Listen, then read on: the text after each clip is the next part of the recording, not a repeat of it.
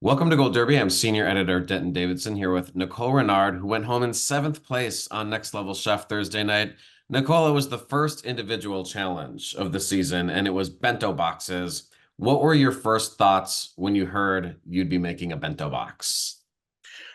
First thought was that I've never made a bento box, and to do three different components in 30 minutes essentially gave us all 10 minutes for each, which is not a lot of time. I mean, that's less time than we've had for any challenge. And so I was definitely overwhelmed. I am not familiar with Japanese cuisine. I've never cooked it. I don't eat it a lot. And so heading back down to the basement, I definitely felt in over my head.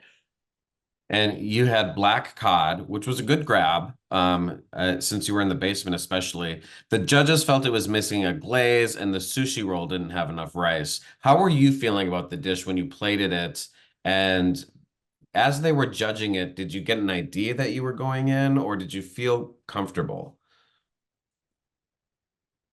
During the challenge, it was definitely chaotic. I honestly, this shows how little I know about Japanese food. I didn't even know black cod was a good grab. I just grabbed it. It was the first thing I saw. So I'm thankful I got it in the basement, but I've never worked with it before, so I didn't know how to prepare it. I'm so thankful that Chef Ramsay was helping me through that process. But in my head, I had all these ideas for components I wanted to add to my box to really spruce it up, and I just ran out of time. And so my box wasn't exactly what I wanted. I did feel pretty good about my sushi roll, given that it was the first one I've ever made. But as we were going through tasting, I definitely knew I was at risk for elimination. The only thing that made me feel a little bit better is I feel like everyone kind of had a bad day. It wasn't just me that messed everything up. Like we all kind of had things here or there that didn't work out. Well, and that's maybe partly the reason that for the first time they had three people go into the elimination challenge. How Yes. nervous were you at that point? And did you almost feel a little better that there were three? Because now you have a 33% chance of going home instead of 50%. Yeah, I definitely felt better that there were three of us going to elimination versus two, especially because I knew I wasn't just competing like one on one. So it was like you versus me, and one of us is going to win and one of us is going to lose. It did feel better to have more of us there. But I kid you not, I don't think I've ever been more nervous in my whole life. I was so stressed because, again, I'm super unfamiliar with Japanese cuisine. I was not really sure what I was going to do. I didn't feel like I had a solid concept going in. And then with all of the pressure that is the elimination round, I feel like that got the best of me. And I honestly feel like I blacked out in those 25, 30 minutes. Wait, and even in the elimination challenge, all three of you, like no one was a slam dunk. Everyone had some critiques. We didn't really know who was going to go. Isaiah and Gabby were in there with you, and I think everyone was a little nervous. Japanese food is tough. It is, and it's very specific. So if you don't have experience with that, I honestly feel like it's hard to guess. And that's where I was. I was like, I have a couple different things that I can think of that I'm confident in pulling off, and it's not that expansive. So I did my best. I put it all out there. And at that point, I had already made it so much further in the competition than I even thought. And so I knew like if this is my time to go home, then we're going out on a high because this has just been such an incredible experience. Yeah, I remember I even spoke to Aaron Sanchez, who of course works with Gordon on MasterChef, and has his own cooking shows. And I asked him, if you're in a cooking competition, what do you not want thrown at you? And he said Japanese food. That would be his weak spots. Wow. You had some great moments though. You won the pizza challenge with lamb tongue. I mean, that was bizarre. How did that actually taste? And I'm curious what you thought of your own pizza. Do you think you won because of the taste or because you were able to pull off a decent pizza with lamb tongue? I think it was a combination of it both. I actually recreated that pizza a few weeks ago for my YouTube channel because I didn't get to taste the pizza. We had to serve them whole. And so I was just guessing if my flavors were going to go together. And when I recreated it, I did it almost exactly how I did it on the show based off of, the ingredients I grabbed and how I remember assembling it. Honestly, the flavors were great. It did taste good. And the lamb tongue itself, it's very meaty, but when you season it and saute it up with all the peppers and the veggies, it's really no different, in my opinion, than like a sausage or a pepperoni that you're going to throw on a pizza, which is why I'm so glad Chef Blaze recommended I cut it like that and slice it up like pepperoni because I just treated it like any other meat. You were on Team Blaze. Talk about what it was like to have him as a mentor, and then also what it was like once you went individual, like this last week. Then you get Gordon Ramsay. Yeah. You start to like get a taste of like how the other mentors are. Talk about their different styles and what it was like to be on Team Blaze. Team Blaze was great. I mean, Chef Blaze is such an incredibly talented cook. I just felt honored to be able to be mentored by him. I learned so much from him, but I do feel like he challenged every chef to, sharpen your skills, use what you know, but take risks. He never, gave us the answer or did it for us or, came over and took over our station. Like he really wanted to challenge his team to step up to the challenge and figure it out. And so for that, I'm grateful. I learned so much. It did throw me off though. This episode where all the mentors were different and Chef Ramsay's bouncing from kitchen to kitchen. I mean, that in itself is intimidating because I had only cooked with him in the audition rounds, and so I didn't have that experience of just being around him. And that in itself was a little nerve-wracking. And I wanted to do a good job. I wanted to make him proud, and I was thankful that he was helping me. But in the back of my head, I was like, "Oh my gosh, I feel like I'm just gonna mess this up." So that definitely threw me for a loop on this last challenge. What was the most stressful thing about the competition? When you look back at each episode, is it the platform, the time, the basement? Like what is the most stressful part of the competition?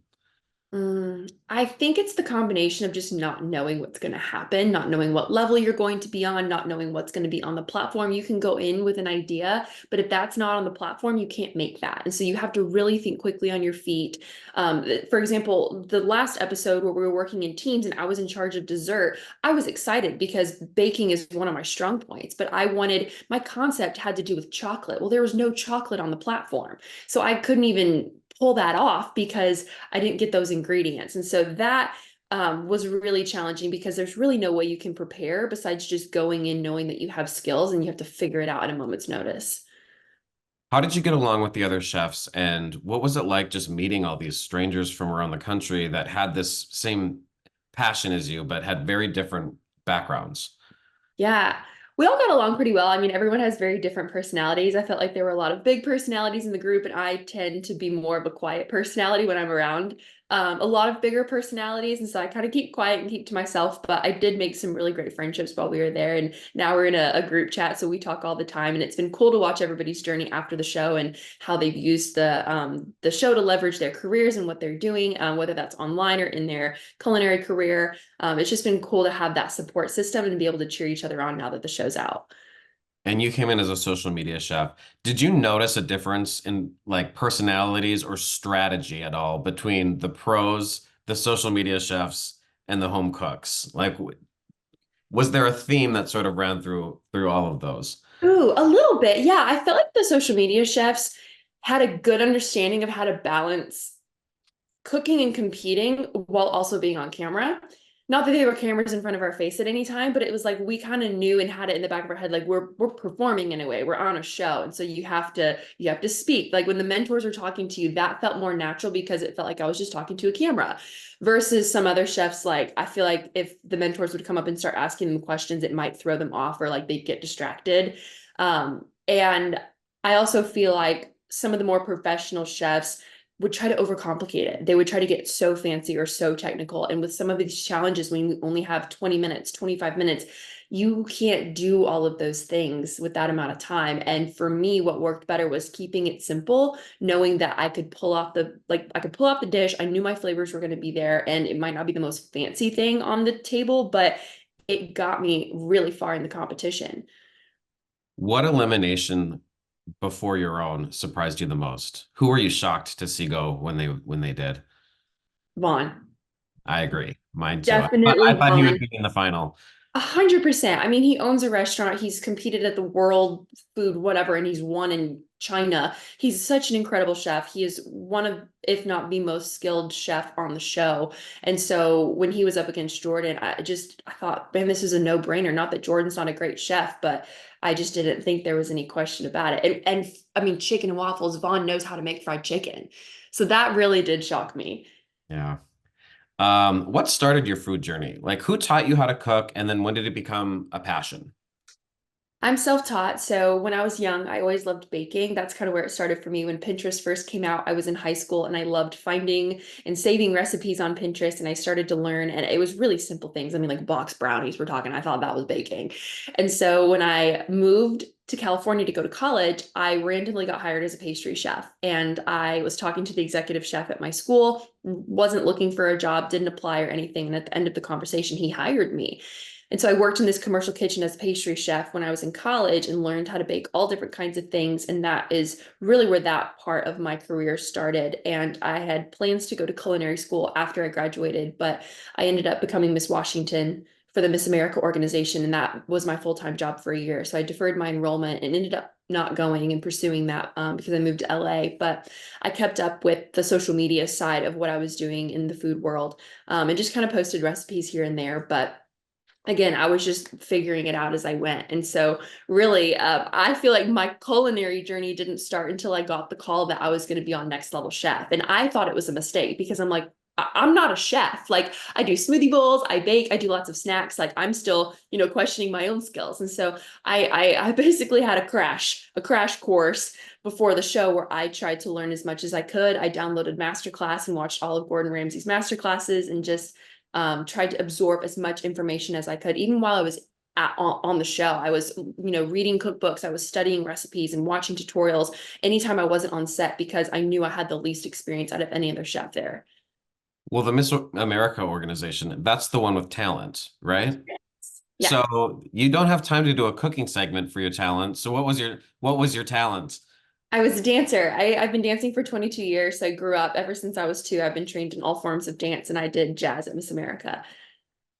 Um, what can people expect to see from you next? How do they tune into your social media channels and share what those are for people that don't know, and we can put them in the article. Yeah, I am Nicole the Nomad on every platform. I'm most active on TikTok, Instagram, and YouTube, but you can find me on Pinterest, Snapchat, Facebook, all of those as well. And then all of my recipes and travel guides and itineraries can be found on NicoleTheNomad.com. I have a line of smoothie bowl products because that's what I'm known for. So if you're interested in the coconut bowls or my palm spoons, I also have those on my website. But I love what I do. I feel really lucky, not only to have this job, but to have the experience of Next Level Chef because I feel like it's opened this door for me to start sharing more of my culinary journey and not just be the smoothie bowl girl. So I'm really excited for some things coming up in the future, hopefully a cookbook soon. So stay tuned for that. But I'm just really thankful. Do you like staying in the kitchen on your own and being more of a teacher? Like, or could you see yourself going back in working in a kitchen, or do you like sort of doing a show, or could you do like a TV show? I would love to host. My dream is to host and produce a traveling cooking show where I travel to different countries and learn how to cook different ethnic foods. So still very much in that teaching format, but learning from locals. What makes their food special and how does that define their culture? And then how does that food, bring people and gather around a table and build community? So that would be like ultimate pie in the sky dream one day. So I could travel the world and also eat yummy food. But yeah, I would love to do that. Yeah, that's a dream job. Nicole, congrats on making the top 7 on Next Level Chef. It was quite an accomplishment, and thanks for sitting down and chatting with Gold Derby today. Absolutely. Thank you so much.